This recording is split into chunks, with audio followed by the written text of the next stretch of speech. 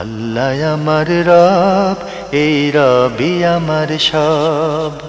দামে দামে তুন মনে তারি অনুভব। তোমার দুনিয়াতে আমি যেদিকে তাকাই, অথই নিয়ামতে ডুবে আছি সবাই।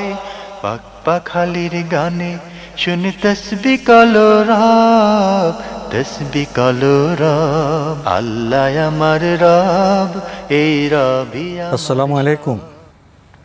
আলহামদুলিল্লাহ, আসসালাতু ওয়াসসালামু আলা রাসূলিল্লাহ। প্রিয় দর্শক, আপনারা যারা দেশে আছেন প্রবাসে, সবাইকে জানাই অনেক অনেক প্রীতি ও শুভেচ্ছা। শুরু হলো এনটিভি আয়োজিত এবং লাভ হলো নিবেদিত অনুষ্ঠান আপনার জিজ্ঞাসা। আপনাদের সাথে আছে আমি জাইনুল আবেদিন আজাদ। আর আপনাদের মনে জায়গা প্রশ্নের জিজ্ঞাসার জবাব দিচ্ছেন বিশিষ্ট আলেম ডক্টর মোহাম্মদ সাইফুল্লাহ। আসসালামু আলাইকুম ওয়া রাহমাতুল্লাহি ওয়া বারাকাতুহু। প্রিয় দর্শক, চলুন তাহলে জিজ্ঞাসার জগতে। শুরুতে একটি ইমেল পাঠিয়েছেন শেখ ইনজামামুল হক ভারত থেকে। লিখেছেন,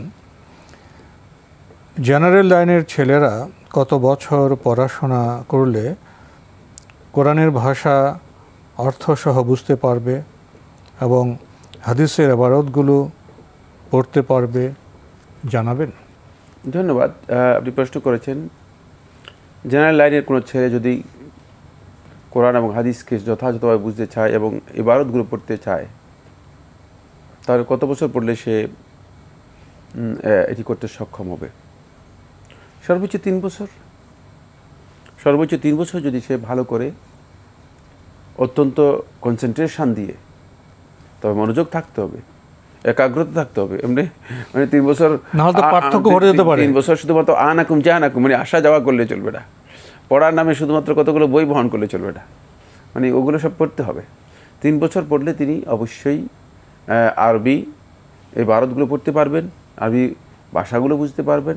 কারণ কোরআন এবং হাদিসের ভাষাগুলো সহজ, মানে এগুলোর মধ্যে তাকরা রিপিটেশন তো অনেক বেশি, এক কথাই অনেকবার এসেছে। অনেকভাবে আলাই রাব্বিকুমা তুকাজিবান দেখেন কতবার এসেছে, ইত্যাদি ইত্যাদি। মানে প্রায় মানে রিপিটেশন অনেক বেশি হওয়ার কারণে মানে একটু চেষ্টা করলেই আপনি কোরআনকে আত্মস্থ করতে পারবেন।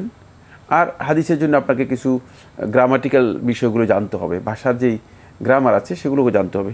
আর সেটা 1-2 বছরে একেবারে নিবিড়ভাবে যদি কেউ পড়ে, তাহলে তিনি জানতে পারবেন, কোনো সন্দেহ নেই। 3 বছর আমি মনে করে থাকি যেটি সম্ভব। এবং বর্তমানে আমরা দেখেছি যে আমাদের অনেক জেনারেল এডুকেটেড বাইরা রয়েছেন। এর মধ্যে ডাক্তার আছে, এর মধ্যে ইঞ্জিনিয়ার আছে, এর মধ্যে বিভিন্ন বড় বড় দায়িত্বশীল আছেন, যারা চেষ্টা করেছেন এবং মাশাআল্লাহ তারা আরবি ইবারত পড়তে পারেন। আরবি ইবারত পড়ার অর্থ হচ্ছে তিনি আরবি ভাষার উপর তার একটা দখল এসেছে, তার উপর একটা দখল এসেছে। সুতরাং এই ইবারত পড়তে পারাটা এটা সম্ভব যদি একটু মনোযোগের সাথে 3 বছর চেষ্টা করেন। আমরা আশাবাদের কথা শুনলাম। প্রিয় দর্শক আরও লিখেছেন, আমাদের সমাজে কিছু ব্যক্তি আছেন, তারা কারো জন্ডিস, হার্নিয়া, চর্মরোগ, দাঁতের যন্ত্রণা হলে বা সন্তান না হলে কিছু গাছের শিকড় বা ডাল দেয়, যা শরীরের মধ্যে বেঁধে রাখলে ভালো হয়ে যাবে বলেন। অনেকে তা নেওয়ার পর তার রোগ সেরেও গেছে। ইসলামে এর বিধান কি? খুবই গুরুত্বপূর্ণ একটি প্রশ্ন করেছেন। এমন কিছু লোক আছে, এরা কেউ কেউ কবিরাজ অথবা খনকার হিসেবে পরিচিত সমাজে। তারা বিভিন্ন ধরনের রোগ, যেগুলো আপনি উল্লেখ করেছেন, আরও উল্লেখ ছাড়াও প্রচুর রোগ, এগুলো চিকিৎসা করেন বিভিন্ন ধরনের গাছগাছালি দিয়ে, তারপরে এই গাছের ডাল, ওইটা বাকল, তারপরে সেই ইত্যাদি দিয়ে। আর এগুলোর মাধ্যমে তারা বলে থাকেন যে আপনি যদি এগুলো ব্যবহার করেন তাহলে ভালো হয়ে যাবেন। যুক্ত করেছেন একটি কথা, সেটা হচ্ছে যে এর মাধ্যমে ভালো হয়ে যায়। তাহলে এখন এগুলোর ইসলামী শরীয়তের বিধান কি? খুবই গুরুত্বপূর্ণ। 1 নম্বর বিষয় হচ্ছে মেডিকেল সায়েন্স আদৌ এটাকে স্বীকার করবে কিনা চিকিৎসা হিসেবে? না। মেডিকেল সায়েন্সে যাবেন আপনি, চিকিৎসা হিসেবে এটাকে গ্রহণ করবে না। সুতরাং এটা চিকিৎসা হিসেবে একেবারে বাতিল। চিকিৎসা হিসেবে এটাকে যদি আপনি ধরে নেন, ধরতে হবে যেটি বাতিল। কারণ চিকিৎসা বিজ্ঞান যেটাকে স্বীকার করেনি, সেটা আমি আমার মন গড়া পদ্ধতিতে চালু করলে তো আর হলো না। তাহলে এটা চিকিৎসা নয়। তাহলে চিকিৎসা না হলে কী হবে? চিকিৎসা না হলে হবে হয়তো কোনো বস্তুর, ওই বস্তুর মধ্যস্থিত গুণাগুণ, ওই বস্তুর মধ্যে এমন কোনো গুণাগুণ আছে যে গুণাগুণ ওই বস্তু থেকে বোঝা যায়, অথবা ওই বস্তুর কোনো মানে দৈবিক অথবা মানে এটাকে কী বলা হয় যে গোপনীয় অস্বাভাবিক কোনো প্রভাব। এই দুইটা ছাড়া আর কিছুই না। একটু খুব ভালো করে ফিকহি বিষয়, তো অত্যন্ত সূক্ষ্ম বিষয় বুঝতে হবে। তাহলে ওই বস্তুর যদি মানে বস্তুর মধ্যস্থিত যদি কোনো গুণাগুণ হয়, যেমন আপনাকে একটা গাছের ছাল বাকল দিল, যেটা অঞ্জুন গাছ, বলে যে আপনার হার্ট ডিজিজ, তো এর যেই মানে এগুলো আছে, বাকল আছে, এগুলো চুষে খেলে এগুলো যে রসটা আছে, রসটা আপনার হার্টকে ক্লিয়ার করবে। এটা যদি কোনো অভিজ্ঞতার মাধ্যমে প্রমাণিত হয়, তাহলে কিন্তু এটা ইসলামী শরীয়তে অ্যালাউ করবে। এটা বস্তু, হ্যাঁ, বস্তুর গুণ খুব। যেমন সজনে পাতা, সজিনা পাতা, এগুলো দেখাচ্ছে যে নিম পাতা, হ্যাঁ নিম পাতা, এগুলোর গবেষণা হয়েছে, বস্তু গুণ, হ্যাঁ বস্তুর গুণ আছে। এই বস্তুর গুণ যদি হয় আর সেটা যদি আপনাকে খেতে দেয়, আর আপনি যদি সেই বস্তুর গুণের কারণে এটা খান, তাহলে এটি গ্রহণ করা আপনার জন্য জায়েজ। এটা এক ধরনের চিকিৎসা বটে। এটা চিকিৎসা এক প্রকারের, যদিও চিকিৎসা বিজ্ঞান স্বীকার করবে কিনা সেটা পরের কিছু। চিকিৎসা বিজ্ঞান নানা ধারা আছে, নানা ধারা, বিভিন্ন ধারা থেকে এটাকে, তবে এই বস্তুর গুণ স্বীকৃত, ইসলামেও স্বীকৃত, মানে চিকিৎসা বিজ্ঞান ছাড়া মানে এমনি বিজ্ঞানে স্বীকৃত, কোনো সন্দেহ নেই। যেহেতু প্রত্যেকটা মানে বস্তুর মধ্যে, যেমন খাবারের মধ্যে মানে গুণাগুণ আছে, ঠিক খাবারের সাথে গাছগাছালির মধ্যেও গুণাগুণ আছে, সেটা আমরা জানি। কিন্তু যদি সেটা ছাড়া এমন হয় যে একটা গাছের শিকড় এনে আপনার গায়ে হাতের মধ্যে লাগিয়ে দিল, অথবা একটা গাছের পাতা এনে আপনার মাথার মধ্যে দিয়ে দিলে, এই পুরা দিন আপনি এটা নিয়ে দাঁড়িয়ে থাকেন, আপনি ভালো হয়ে যাবেন, এটা অনেকটা দৈব কর্মের মতো, এটা অনেকটা দৈবিক বিষয়। মনে হচ্ছে যেন এটা মানে এমন একটা পাওয়ার রাখে, যে পাওয়ার এই বস্তুর মধ্যে আছে, এই বস্তু এই পাওয়ার দিয়ে এটাকে কী করতে পারে, পরিবর্তন করতে পারে। এই বিষয়ে বিশ্বাস করাও হারাম, আর এই ধরনের কোনো চিকিৎসা গ্রহণ করা শিরক। যেহেতু ইসলাম বোধগম্যের বাইরে, যেহেতু ইসলাম এটাকে কোনোভাবেই, ইসলাম এটাকে সাবাবুন লিশিফা, এটা আরোগ্যের অথবা চিকিৎসার কোনো উপায় উপকরণ হিসেবে স্বীকৃতি দেয়নি। সুতরাং ইসলামও স্বীকৃতি দেয়নি, আবার জাগতিক জ্ঞানও স্বীকৃতি দেয়নি। তাহলে এটি আপনি এমন একটা বিশ্বাসে চলে গেলেন, যে বিশ্বাসকে ইসলাম কোনোভাবেই অ্যালাউ করে না। সেটা হচ্ছে বস্তুর অস্বাভাবিক অথবা অলৌকিক প্রভাব, যেটি গোপনীয় প্রভাব কোনো জিনিস যদি কেউ বিশ্বাস করেন, তাহলে তিনি আল্লাহ রাব্বুল আলামিনের সাথে শিরকের একটা পার্টে চলে গেলেন, যেটা ইসলামে হারাম করা হয়েছে।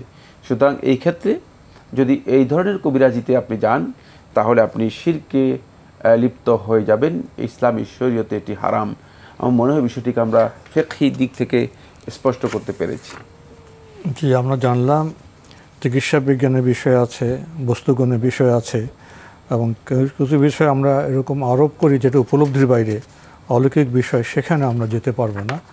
এই তিনটি পর্যায়ের কথা আমাদের উপলব্ধি করলে আমরা অনেক কুসংস্কার থেকে এবং অন্য কিছু থেকে বেঁচে যেতে পারবো। প্রিয় দর্শক, আমাদের হাতে আরও একটি ইমেল, যিনি পাঠিয়েছেন নাম প্রকাশে অনিচ্ছুক, লিখেছেন, আমার ছেলের 2 বছর বয়স, এখনও কথা বলে না, এমন কোনো দোয়া বা আমল আছে কি যেটা করলে আল্লাহ আমার ছেলের জন্য রহমত করতে পারেন?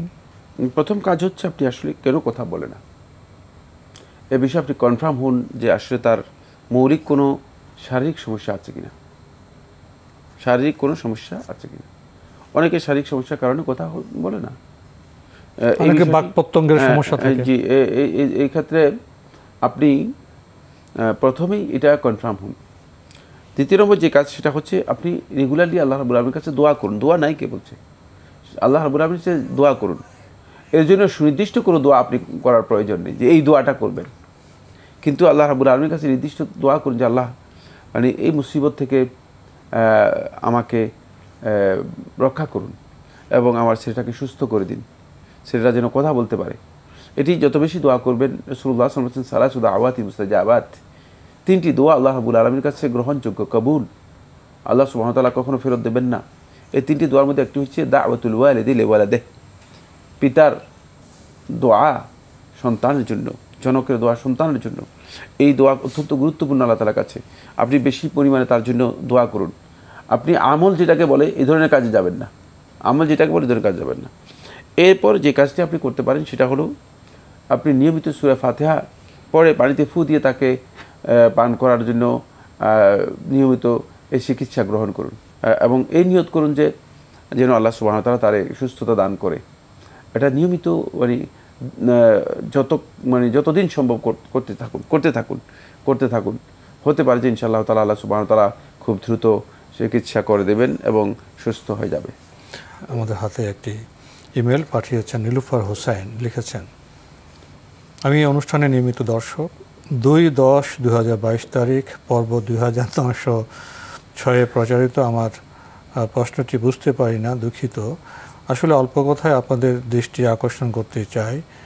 প্রশ্নটি ছিল, সরকারি খরচে উনি হজ করেছিলেন চাকরিরত অবস্থায়। ওনার আবেদনের প্রেক্ষিতে কিছুদিন আগে কোনো একজন আলেম বলেছেন ওই হজ হয়নি, নিজের টাকায় আবার হজ করতে হবে। এই বক্তব্য কি ঠিক? তার হজ হয়ে গিয়েছে, এই আলেমের বক্তব্য শুদ্ধ। যিনি ব্যবস্থা করুন, সরকার করুন, সরকার করুন, বেসরকার করুন, ব্যক্তিগতভাবে কেউ করুন, ব্যক্তিগতভাবে অন্য কোনো ব্যক্তি করুন, অথবা তিনি যদি কোনো কারণে হাঁটতে হাঁটতে তিনি মক্কায় পৌঁছে যান এবং হজ পালন করে আসেন, হজের আহকামগুলো যথাযথভাবে, মানাসিকগুলো যদি যথাযথভাবে আদায় করেন, সুন্দরভাবে সম্পন্ন করেন, তাহলে তার হজ হয়ে গিয়েছে। তিনি কার কাছ থেকে টাকা নিয়েছেন এটা ধর্তব্য বিষয় নয়, এটা আলোচ্য বিষয় নয়। আর কোনো ব্যক্তি যখন তার পোস্টের কারণে সরকারি কোনো ফ্যাসিলিটি পাবে, সেই ফ্যাসিলিটিটা তারই ফ্যাসিলিটি। কারণ হচ্ছে তাকে তো মানে যে কোনো লোককে তো সরকার আর দেয় নেই, তার ততটুকু রিজার্ভ করে। হ্যাঁ জি, এটা তার এটা পাওনা, এটা তার পাওনা, সরকার এই জন্য তাকে দিয়েছে। সুতরাং যেহেতু এটা তার নিজের মানে মালিকানাধীন একটি বৈধ বিষয়, এক্ষেত্রে তার হজ আদায় হয়ে গিয়েছে। যেই আলেম এই ফতোয়া দিয়েছেন তিনি ফিকহ সম্পর্কে যথেষ্ট জ্ঞানের অভাব রাখেন, এই কারণেই এটা বুঝতে পারেননি হয়তো। না, আমাদের এই দর্শক বিভ্রান্তিতে পড়েছে এই কারণে, আলেম এটা নির্দিষ্ট করতে চেয়েছে যে নিজের টাকায় হজ করতে হবে। না, এটা তো নিজের টাকা, এটাও নিজের টাকা। কারণ সে আমি আমার পোস্টের কারণে যদি কোনো ফ্যাসিলিটি পাই, সেটা আমার যদি আমাকে কিছু টাকা উপহার দেয়, দিলে তো এটা আমার নিচের তাহলে নিজের উপার্জনের টাকা দিয়ে করতে হবে এমন নয়। ওই যে তিনি মালিকানা সম্পর্কে জ্ঞান কম থাকার কারণে তিনি হয়তো মনে করেছেন যে মানে টাকা একেবারে নিজের মানে ঘর থেকে টাকা বের করতে হবে অথবা জমিন বিক্রি টাকা দিয়ে তারপরে হজ করতে হবে। না, এটা প্রিয় দর্শক, আমাদের ওই আলেম ভাই যে বক্তব্য দিয়েছেন ওটা সঠিক নয়, আমরা জানলাম।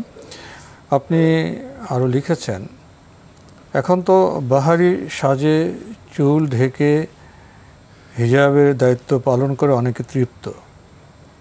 এভাবে কি হিজাব হয়? হিজাব নিয়ে কিছু বলবেন? তিনি প্রশ্ন করেছেন যে বাহারি সাজে মানে সাজগোজ করে মানে অনেককে দেখা যায় যে তারা বের হন, মানে এটাকে হিজাবের কাঠামো রাখেন, এটাকে হিজাব বলা হয় কিনা? না, এটি হিজাব না। হিজাবের কনসেপ্ট এর সাথে এটি সামঞ্জস্যপূর্ণ নয়। হিজাবের কনসেপ্ট হচ্ছে একজন নারী তার ঘর থেকে বের হবে, নারী তার সকল সৌন্দর্যকে তিনি পুরুষদের থেকে আড়াল করে নেবে। কে দিয়ে আড়াল করবে সেটা তার ব্যক্তিগত বিষয়, পুরুষদেরকে তার সৌন্দর্যের কিছু দেখাবে না। এটা হচ্ছে হিজাবের কনসেপ্ট। মানে পুরুষদের দৃষ্টি থেকে, বেগানা পুরুষের দৃষ্টি থেকে তার সৌন্দর্যকে আড়াল করার নাম হচ্ছে হিজাব। আর আপনি যেটা বলেছেন এটা হচ্ছে সৌন্দর্যকে মানে প্রকাশ করার জন্য আর একটু সাজগোজ করে তুলে ধরা, অপরের দৃষ্টি আকর্ষণ করা। এটা হিজাবের যে মূল কনসেপ্ট রয়েছে বা মূল যেই অবজেক্ট, লক্ষ্য আছে, এই লক্ষ্য উদ্দেশ্যের একেবারেই বিপরীত। বরং এই কাজটি কি? এই কাজটি হচ্ছে এক প্রকারের বেবিচার, এক প্রকারের বেবিচারের অপরাধ। রাসূলুল্লাহ সাল্লাল্লাহু আলাইহি ওয়াসাল্লাম হাদিসের মধ্যে বলেছেন এটা এক প্রকারের বেবিচার অপরাধ, কারণ এর মাধ্যমে তিনি একজন যুবক অথবা একজন মানুষকে তিনি ফিতনার দিকে ডেকে দিচ্ছেন। কারণ রাস্তায় বের হবে এভাবে যে পোশাকের জাঁকঝমক দেখাবে, আর প্রত্যেকটি ব্যক্তি যখন তিনি যাবেন হয়তো তার দিকে দৃষ্টি দিবেন, অথবা দৃষ্টি ফিরাতে চাইলেও ফিরাতে পারবেন না, এবং যারা দৃষ্টি দিবেন তারা ফিতনায় পড়ে যাবেন। এর প্রত্যেকটি কাজই ইসলামী শরীয়তে এক প্রকারের জেনা, বেবিচার। সুতরাং এটি ভয়ঙ্কর অপরাধ। এটা পর্দা তো নাই, এটা তো হিজাব তো নয়, বরং এটা হচ্ছে ভয়ঙ্কর অপরাধ। একটু ভালো করে খেয়াল করুন, রাসূলুল্লাহ সাল্লাল্লাহু আলাইহি ওয়াসাল্লাম বলেছেন যে আইয়ুমা ইমরাআতিন খারাজাত মিন বাইতিহা, যে কোন নারী যখন তার ঘর থেকে বের হয়, এরপরে ওয়াস্তাআতারাত, আর সুগন্ধি ব্যবহার করে বের হয়, মানে শুধুমাত্র সুগন্ধি, মানে অন্য কিছু বলেন নাই, মানে পোশাকের সাজগোজ না, পোশাককে মানে লোকদের দৃষ্টি আকর্ষণ করে এমন করে নয়, শুধুমাত্র সুগন্ধি ব্যবহার করে। সুগন্ধির কারণে, যেহেতু সুগন্ধি একটা আকর্ষণ আছে, এবং সুগন্ধি যারা যায়, যেদিক দিয়ে যায় সেদিক দিয়ে মানুষ পায়, সুগন্ধি পায়, তাকায়। এই সুগন্ধির কারণে রাসূলুল্লাহ সাল্লাল্লাহু আলাইহি ওয়াসাল্লাম বলেছেন ফাহিয়া জানিয়াতুন জানিয়া, সে ব্যভিচারিণী, অর্থাৎ এই প্রকারের ব্যভিচারের দিকে সে মানুষদেরকে ডেকে নিয়ে এসেছে, এবং এই অপরাধে সে অপরাধী হবে। যদি সুগন্ধির কারণে অপরাধী হয়ে থাকে, তাহলে আপনি যেটি বলেছেন এটি এর চেয়েও জঘন্যতম কোনো সন্দেহ নেই। আমরা জানলাম বিষয়টি সম্পর্কে। প্রিয় দর্শক, আমাদের হাতে আরও একটি ইমেল পাঠিয়েছেন আমজাদ হোসেন, বসুন্ধরা আবাসিক এলাকা, ঢাকা থেকে। আপনার আগের ইমেল আরও কিছু প্রশ্ন রয়ে গিয়েছিল। 4 নম্বর প্রশ্নে আপনি লিখেছেন, অনেক মা বাবা বৃদ্ধ বয়সে কোনো না কোনো কারণে বৃদ্ধাশ্রমে আশ্রয় নিয়ে থাকেন। সন্তানদের অনীহা, অবজ্ঞা, অবহেলার কারণে হয়ে থাকে। স্পষ্টতই সন্তানদের চরম দায়িত্বহীনতার কারণে হয়ে থাকে। এর জন্য পরকালে কি ওইসব সন্তানদের কোনো শাস্তি হবে? হলে কী ধরনের শাস্তি হতে পারে? ধন্যবাদ আপনাকে। আপনি বলেছেন যে অনেক বৃদ্ধ বাবা মা যখন বার্ধক্যের শেষ পর্যায়ে এসে যায়, জীবনের শেষ অংশে এসে যায়, তখন দেখা যায় তারা অবহেলিত হয়, লাঞ্ছিত হয়। এমনকি সন্তানরা তাদেরকে যেভাবে দেখভাল করা দরকার, যেভাবে সন্তানরা তাদের প্রতি নজর এবং যত্ন নেওয়া দরকার, সেগুলো দেয় না। বরং এটাও আমরা লক্ষ্য করি যে কিছু বৃদ্ধাশ্রম আছে যেগুলোতে অনেক হাই এলিট পর্যায়ের লোক যারা আছে তারা অবস্থান করতেছে, অথচ তাদের সন্তানরা পৃথিবীর বিভিন্ন বড় বড় কোম্পানিতে, বড় বড় ইন্ডাস্ট্রিতে তারা বড় চাকরি অথবা জব হোল্ড করতেছে, অথবা পোস্ট হোল্ড করতেছে। কেন? তার কারণ হচ্ছে আসলে সন্তানকে আল্লাহ তাআলার পরিচয় করে দেয়নি। অপরাধ তো তাদের রয়েছে, অপরাধের শাস্তিটুকু তারা দুনিয়াতে পেয়ে যাচ্ছে, ওটা পেতেই হবে। এখান থেকে কেউ বাদ যাবে না, পেয়ে যাবে, সবাই পাবে। সন্তানকে যদি তার মাবুদের সাথে পরিচয় করে না দেয়, তাহলে তার শাস্তি সে দুনিয়াতে অবশ্যই পেয়ে যাবে।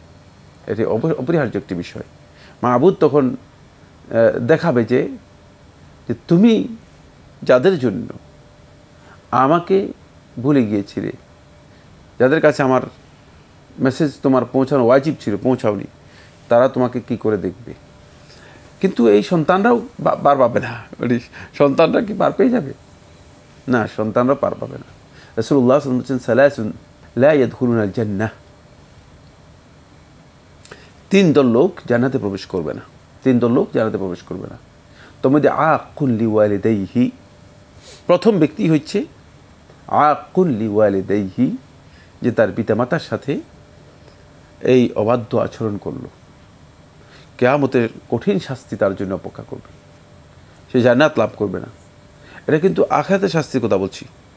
এই উকুকুল ওয়ালিদাইন মানে পিতামাতার সাথে অসৎ ব্যবহার এবং পিতামাতার সাথে খারাপ আচরণ, এটি শুধু দুনিয়াতে, আখিরাতের শাস্তির উপর নির্ভর করবে না, এর শাস্তি দুনিয়াতেও নগদ শাস্তি কিছু তার জন্য আছে।